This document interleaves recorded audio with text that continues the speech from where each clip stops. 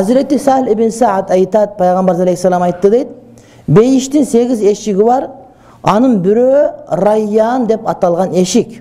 Al eşikten oroza karmagandar gana giret deyt. Oroza karmagagandarga bul eşikten girүү nasibesi buyurulbay turmatты bir tuğandar. Anan azır көбүнчө bizde kızların attарын Rayyan dep koyuşat. Rayyana dep aytkandar var. Oşol uşul attan alıngan, antkeni oşol kız oşol turmuşka çıkkanga çeyин dagı ata-enesi үчүн, кийин күйөөсү, балдар үчүн бейиш сыяктуу аял заты болсун. Көргөндө сүйүнө турган, ошол жерге үйгө келгенде рахат ала турган, ушундай болсо ошол бейиштин эшигинде болsun деген mani.